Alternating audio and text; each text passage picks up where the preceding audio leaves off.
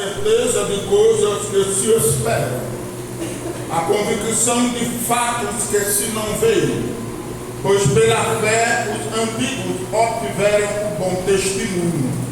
Pela fé entendemos que foi o universo formado pela palavra de Deus, de maneira que o visível veio a existir das coisas que não aparecem. E o versículo 6. De fato, sem fé é impossível agradar a Deus, porquanto é necessário que aquele que se aproxima de Deus creia que Ele existe e que se torna galardoador dos que o buscam.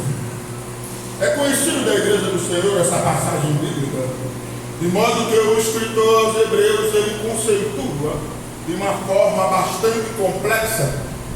Porque quando diz que a fé é a certeza das coisas que se espera, a evidência humana no ato de nascer, de viver, sempre vai querer esperar algo. Porém ele diz que é a convicção dos fatos que se não veem. Ora, para eu acreditar em algo dentro da razão humana, eu preciso ver. Mas a fé é uma questão tão contraditória, e haja vista que dentro da personalidade humana, ela é subjetiva e individual. E para que entendamos essa complexidade, o escritor, ele dá exemplos, ele diz que pela fé os antigos obtiveram bom testemunho. Ou seja, a conduta dele demonstraram que eles criam num Deus único, verdadeiro, justo e todo-poderoso.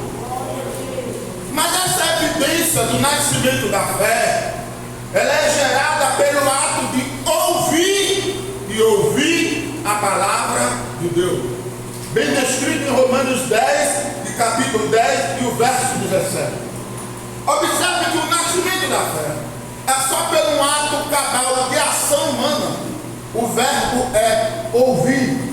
Mas esse ouvir aí, no sentido da etimologia linguística original, é guardar. Lembre-se, a fé não pertence à categoria dos cristãos. Ela pertence a quem ouve a palavra de Deus e guarda. Ao guardar, na sua psique, na sua forma de ver as coisas, você vê as coisas pela ótica espiritual, de uma vez no grau que Deus vê. Talvez os irmãos tenham cuidado, que às vezes algumas palavras é da minha peculiaridade de fala. E quando ele descreve que pela fé entendemos que foi o universo formado pela palavra, é meio complexo entender, porque todos nós entendemos que na vivência de sociedade existe mágica, e a gente sabe que a mágica é diabólica. Mas no entanto, no imaginário do humano, a palavra mágica faz aparecer, e no entanto não faz aparecer nada. Agora o Deus que ele nos serve, ele diz: haja luz! Eu não preciso provar a evidência da luz cósmica, porque pelo próprio fato, o escritor Hebreus diz: pelos fatos, eu vejo a luz do sol, ela tem sensibilidade, ela me traz elementos nutritivos para o meu osso, isso já prova a existência de Deus. Se eu não creio, é problema meu. Mas se eu creio, a minha fé está alicerçada no fato invisível e sobrenatural. Por isso que para alguns o crente é doido. E a Bíblia diz que o Evangelho é loucura. Mas é uma loucura comprovada cientificamente, espiritualmente, fisicamente.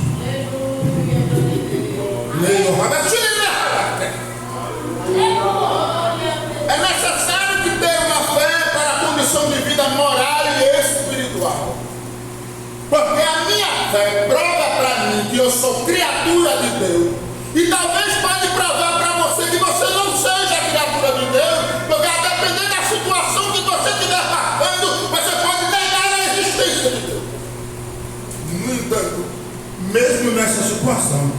no seu coração tem fé. Porque Jesus disse que a gente teria aflições. E aflições é um construto para a gente aprender como nos relacionamos com Deus. Uma das evidências que eu quero que a igreja preste bastante atenção. Mateus capítulo 15, de versos 21 a 28. O exemplo da fé conseguido pela humildade. Mateus capítulo 15, dos versos 21 a 28. Abra a sua Bíblia, por favor. Partindo Jesus dali, retirou-se para os lados de Tiro e Sidom. E eis que uma mulher cananeia, que viera daquelas regiões, clamava: Senhor, filho de Davi, tem compaixão de mim, minha filha está horrivelmente endemoniada. Ele, porém, não lhe respondeu palavra. E os seus discípulos, aproximando-se, lhe rogaram-lhe: despede-a, pois vens clamando atrás de nós. Mas Jesus respondeu: não fui enviado senão as ovelhas perdidas da casa de Israel. Ela, porém, veio e o adorou, dizendo: Senhor, socorre-me. Então ele respondeu, disse: não é bom tomar o pão dos filhos e lançá-lo aos cachorrinhos. Ela, contudo, replicou: sim, Senhor, para os cachorrinhos comem das migalhas que caem da mesa dos seus irmãos. Então lhe disse Jesus: ó mulher, grande é a tua fé, faz isto como tu queres. E naquela mesma hora, criada. Mas veja a contrariedade que Cristo, a pessoa de Jesus, ao dialogar com esta mulher, replicando-a e colocando no lugar de desprezo, de afronta. Chegaste a Jesus para sensibilizar por meio da fé. O caminho é a humilhação. Aleluia! Porque Ele é Senhor, eu e tu é Cristo. Tocar na sensibilidade de Cristo. Era Jesus, o Filho de Deus, o Todo-Poderoso, o Pai Perfeito. Mas Ele disse: não é lícito. Mas ela foi sábia. Aleluia! Ela Senhor. Migalha. E o que é migalha diante de cachorro? Quem aqui se alimenta de migalha? Mas a migalha é de Deus. Nutre a tua vida por meio. E tu anda por muitos dias. Porque ela tem o nutriente necessário para ele ter vitalidade espiritual por meio da fé. Ela não tinha direito, ela era cirofinícia, não podia, não era legal, mas ela encontrou na brecha e abriu a lei, e Deus passou a misericórdia. Use a fé, igreja.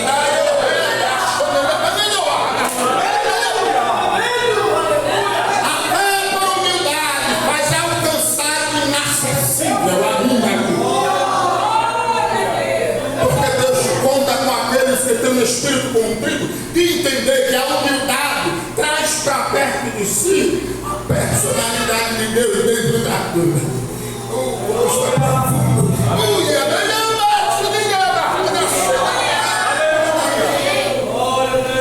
Talvez poucos tenham a dimensão espiritual de compreender, porque dispõe de pouca coinonia com Deus, comunhão com Deus. Você precisa chegar perto de Deus, te humilhar até fé, para que a glória desça.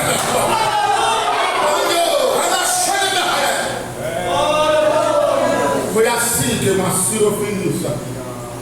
E olha a resposta de Jesus: nem em Israel. Grande é a sua fé. A evidência clara de grande, igual a forma do centurião. A fé não move montanha, ela aplana a montanha.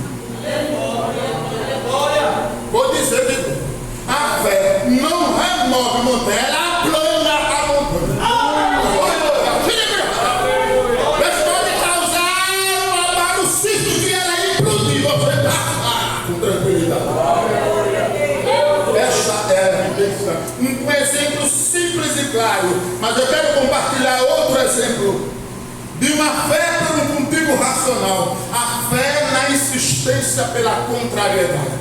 Quero que vocês compreendam. Abre a sua Bíblia, Lucas 18, de 1 a 8. Lucas 18, de 1 a 8. Disse-lhe Jesus uma parábola sobre o dever de orar sempre e nunca esmorecer. Havia em certa cidade um juiz que não temia a Deus, nem respeitava homem algum. Havia também naquela mesma cidade uma viúva que vinha ter com ele dizendo: julga minha causa contra meu adversário. Ele por algum tempo não a quis atender, mas depois disse consigo: bem que eu não tenho a Deus, nem respeito a homem algum, todavia com esta viúva me importuna, julgarei a sua causa, para não suceder que por fim venha molestar-me. Então disse o Senhor: considerai-no o que disse este juiz iníquo. Não para Deus justiça seja escolhido, que aquele que clama de dia e noite, embora pareça demorado em defendê-los, diga-nos que depressa lhes fará justiça. Contudo, quando vier o Filho do Homem, achará porventura fé na terra? Toda vez que eu leio essa passagem bíblica, eu vejo duas coisas extremamente claras para mim: o Deus compassivo e a inércia do próprio Deus.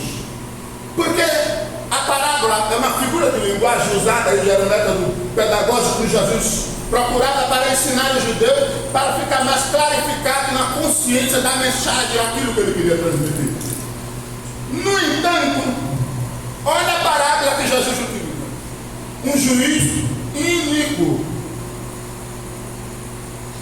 Fazendo o paradoxo, o juiz era a autoridade para resolver a causa da viúva pobre. Jesus, o justo juiz, para resolver a causa daqueles que o buscam. O texto, a própria gramática, me dá condições de inferência textual para eu dizer e afirmar que Jesus se coloca na mesma posição do juiz jurídico. Como é que eu vou pedir a Jesus se ele representa um juiz jurídico? Não, ele é o que o senhor está dizendo. É o Deus que está dizendo. Ela, para poder sensibilizar o juiz jurídico, o verbo aqui é molestar. Quem sabe o que é o verbo molestar? É fazer adoecer. Ele só atendeu ela porque ficou doente. Usa a sua fé para adoecer Jesus e ele atendeu você. Não creio, deixa muito sério, mas é a palavra, meu amor, minha amiga, meu irmão em Cristo. Deus não é de fácil acesso. Como eu estou sentindo Deus tão sério. E Deus te utiliza da minha ousadia para dizer: há muitos crentes aqui que não creem em Deus. Creem no que Deus faz, mas creem na pessoa de Deus. Não! E todo cuidado é pouco, porque seu culto não está sendo aceito. Aleluia!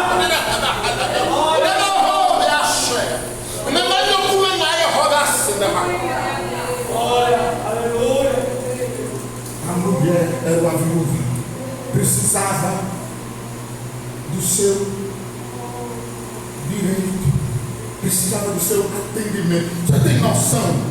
Analise a situação que você está passando, porque cada um tem situações aqui diferentes, regradas com dificuldades diferentes. E quando a gente vem à igreja, quando nós vamos carregados com a nossa mente, que é natural, porém ao chegarmos aqui, a cerne ou o cerne deve ser unicamente entregar a adoração a Deus, porque se a gente aplacar os princípios de nossas necessidades em primazia com Deus, Deus diz: esse povo só me honra dos lábios.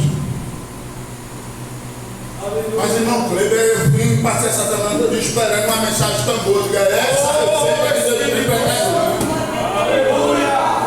E eu não vou voltar para casa sem entregar o rolo todinho. Porque o Deus que eu e você escolheu para servir, Ele é muito sábio. E o elemento da fé, por natureza divina, nascido por ouvir a sua palavra, é porque Ele vela por ela para cumprir. A Bíblia diz que Ele nem dorme, nem tosqueneja. E o verbo tosquenejar é não ter cílios, porque os cílios são responsáveis pelo fechamento da igreja dormir. Se não tivesse cílio, você ia ficar com o olho aberto, dormia, mas seu olho estava aberto. Deus não tem cílio, porque Ele nem dorme e nem tosqueneja.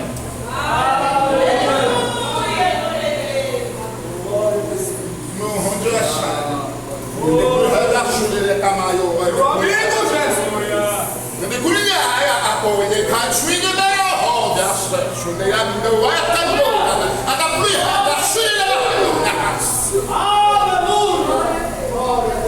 Da mesma forma que a mulher sírio-fenícia sensibilizou a Jesus.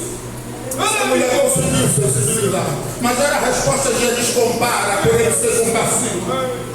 Ele diz: não fará Deus justiça a seja escolhida que clama digno. E a Bíblia aqui expressa, diz que Ele vai fazer justiça depressa. Só que essa depressa aqui não é dentro do tempo cronos que eu e tu vive, não. É dentro do tempo kairos que Ele tem um beneplácito de vontade e agir sobre da sua misericórdia. O depressa de Deus é não ter pressa.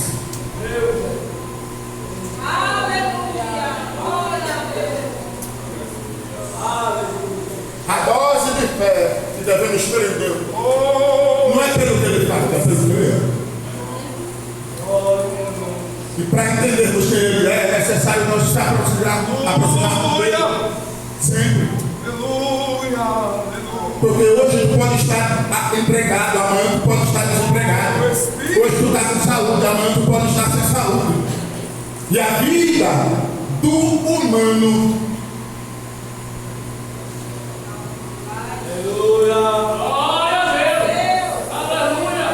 Deus sempre vai nos levar a vales para nós sermos humildes.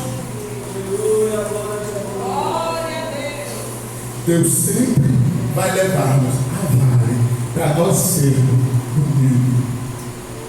Porque a humildade é uma virtude que não nasce conosco. Nós temos que cultivar. O primeiro exemplo foi a fé pela humildade. E o segundo foi a fé pela insistência. O juiz de Nínive o atendeu. E assim como Jesus garante pela sua palavra que Ele vai atender a minha e a sua oração. Por insistência. Insista. Insista. Persista. Persevere. Incomode. Moleste-o. Esta é a evidência clara da palavra de Deus. Mas tem uma fé na Bíblia que eu acho linda, que é a fé por desafio.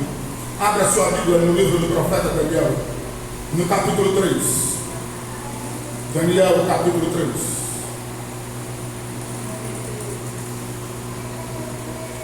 O verso 1 e 2. Conhecido da igreja do Senhor. Eu estou trazendo exemplificações. Eu disse no início da minha fala que seria uma reflexão da parte de Deus para que a igreja entenda o que é e como ela age no processo da nossa comunhão e da nossa caminhada enquanto estivermos aqui. Daniel capítulo 1, capítulo 3, versos 1 a 3. O rei Nabucodonosor fez uma imagem de ouro que tinha 70 côvados de altura e 6 de largura. Levantou no campo de Dura, na província da Babilônia. Então o rei Nabucodonosor mandou ajuntar os satrapas, os prefeitos, os governadores, os juízes, os tesoureiros, os magistrados, os conselheiros, todos os oficiais da província que viessem a consagração da imagem do rei Nabucodonosor tinha levantado. É conhecido da igreja do Senhor Sadraque, Mesaque e Abednego. Mas o que me chama a atenção? Sitiados, deportados na primeira leva dos judeus para a Babilônia, estavam cercados por uma lei que não era deles, porém receberam através do próprio rei cargos oficiais no palácio, mas certamente com muitas restrições, porque eles não eram da linhagem babilônica. Mas onde se encaixa a fé aqui? Ora, eles em nenhum momento titubearam, eles não se curvaram para adorar a estátua, e sabiam que corriam risco de morte. Se você está em evidência de risco de morte, dentro da convicção que você vive, no caso nós cristãos, a fé, qual será a sua decisão? Decidir pela lei que está sendo imposta ou permanecer na convicção de fé que você tem? Porque Nabucodonosor mandou aquecer 7 vezes na fornalha. E para quem estuda arqueologia bíblica sabe muito bem que a fornalha era encostada na rocha. E Nabucodonosor ficou aperreado. Por quê? Você já teve noção da irritação de um rei? A gente é acostumado com o sistema presidencialista. A gente não viveu monarquia. A gente viveu monarquia através do livro de história. Mas essa monarquia aqui tipificava a personalidade de um próprio Deus. Por isso ele era considerado um semideus. Tinha que obedecer em qualquer circunstância. Mas veja a reação de Nabucodonosor. Olha o versículo 14 que Nabucodonosor achava que Sadraque, Mesaque e Abednego estavam ali na província da Babilônia brincando. Mas olha só, falou Nabucodonosor e ele disse, versículo 14, é verdade, ó Sadraque, Mesaque e Abednego, que vós não servis a meus deuses, nem adorais a imagem de ouro que eu levantei. Agora, pois, a imagem de ouro que eu levantei, agora, pois, está disposto, quando ouvirdes o som da trombeta, do pífaro, da cítara, da harpa, do saltério, da gaita de folha, prostrai-vos e adorais a imagem que eu fiz. Porém, se não adorardes, sereis no mesmo instante lançado na fornalha de fogo ardente. Olha a ameaça, o tom de ameaça para o humano. Mas qual foi a resposta de Sadraque, Mesaque e Abednego? Se eu não me engano, na corrigida disso, é de propósito Sadraque, Mesaque e Abednego. Mas olha a resposta. Se o nosso Deus, no versículo 17, a quem servimos, quer livrar-nos, ele livrará a fornalha do fogo ardente das tuas mãos, ó Deus. Se não, fica sabendo, ó Rei, que não serviremos a teus deuses, nem adoraremos a imagem do que levantaste.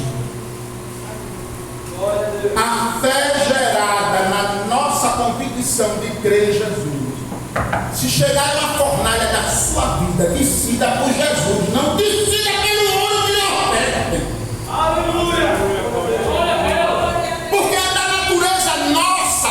A Bíblia diz que a candeia do corpo é os olhos. Aquilo que vemos é desejável. Aleluia! Vocês acham que Sadraque, Mesaque e Abednego não estavam num palácio com tudo que queria? É atrativo? E disse por meio da fé, porque aqui está implícito fé. Aqui está implícito fé. É bem verdade que o Antigo Testamento não conta, é cultura doutrina bíblica para a fé. Mas todas as histórias bíblicas do Antigo Testamento, a gente visualiza a ação de Deus por meio da fé. E aqui foi muito sério. Eles desafiaram o rei. Nós não vamos adorar a Deus. Mas ofertas que Satanás ou alguém possa lhe ofertar, rejeite-as e adore ao Deus que você serve, porque ele vai livrar da fornalha, porque o quarto homem andou, passeou e o texto sagrado diz que nenhum dos seus cabelos foram chamuscados, ou seja, ele pegou de fogo. Você tem noção? Quem já levou queimadura aqui?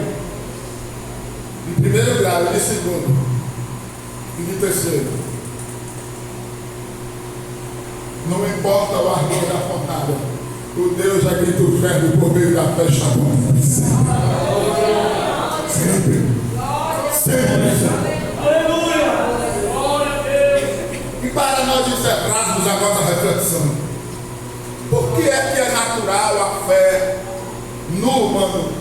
Mas no cristão ela tem uma capacidade sobrenatural. Alguém aqui, olha a minha pergunta, alguém aqui já viu a Deus?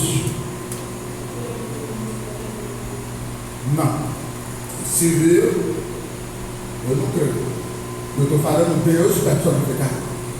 Mas a relação que temos para com Deus faz-nos sentir Ele através do seu Espírito Santo. Onde reside a fé? Aonde reside a fé? Para testificar que eu sou filho de Deus, eu e você foi salado com o Espírito Santo da promessa. Para testificar ao mundo que os nossos atos de loucura para Ele, mas de sapiência para Deus, possui firmeza sólida para o céu que almejamos morar. E o céu que almejamos morar, a fé estabelece em nós através da oração, uma relação mais íntima com Deus, de modo que ao indagarmos a Deus, ao nos humilharmos por Deus, ao fazermos a vontade de Deus, a estarmos submissos a Deus, estabelece confiança. Mas para comprovar através da Bíblia, abre a sua Bíblia no capítulo 5 de 1 João. 1 João, capítulo 5,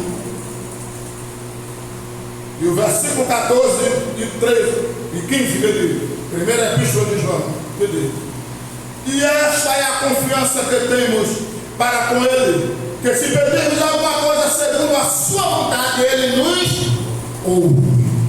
E se sabemos que Ele nos ouve quanto ao que lhe pedimos, estamos certos de que obtemos o que pedimos, que Ele temos feito.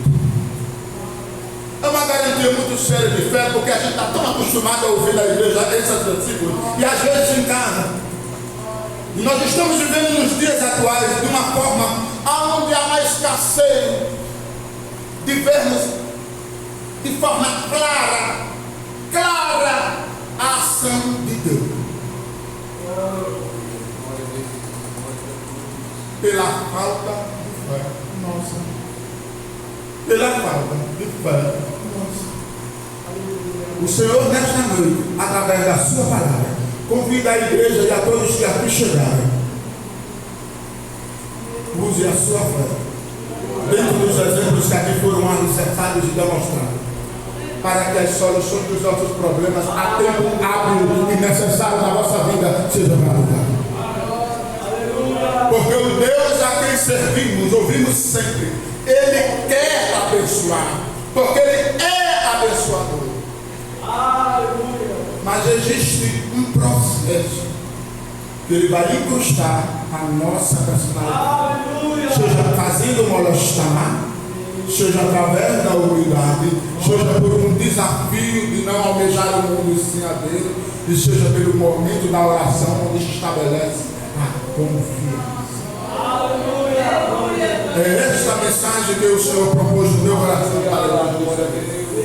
A unidade da fé é uma ação sobrenatural, desde que eu e você entendemos que Ele é soberano e a sua soberania não abre mão de dar a glória.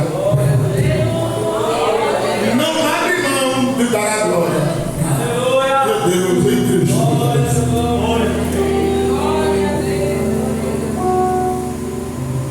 Dentre todas as palavras que ouvimos da parte do Senhor,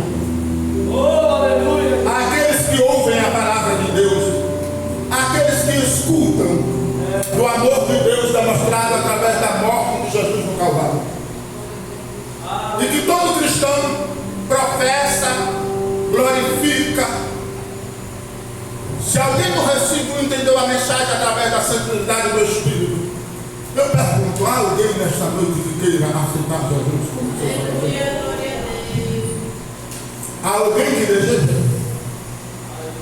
Há alguém que quer experimentar a ter a fé sobrenatural, porque você já tem a fé natural, porque está ouvindo a palavra de Deus e ela vai ser gerada no seu coração. E o Deus a quem servimos, Ele produz fé necessária para nós viver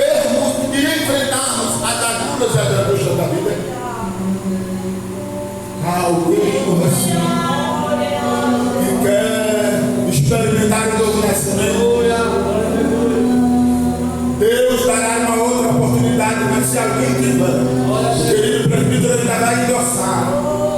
No nome de Jesus Cristo, não tenha medo. Venha aqui à frente.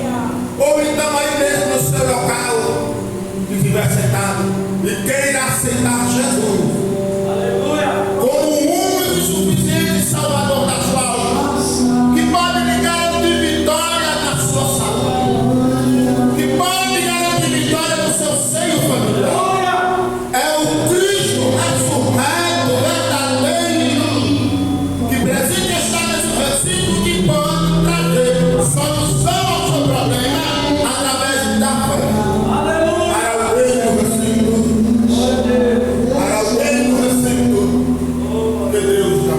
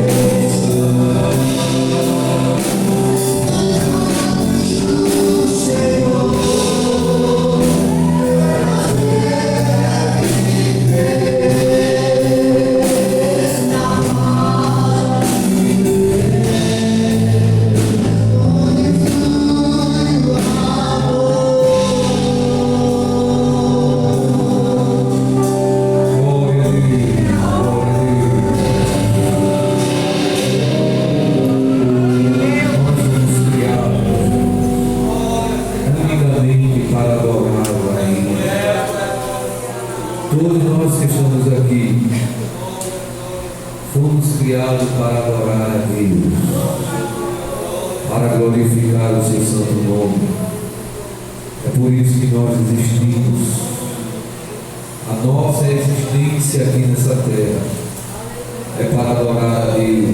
glorificar o seu nome, exaltar o seu nome, pelos benefícios que ele tem feito em nossa vida. Amém, meus irmãos?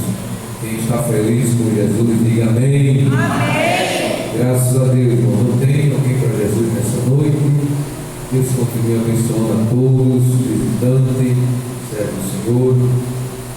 Alguém quer aceitar a Jesus nessa noite? Se tiver, vem aqui.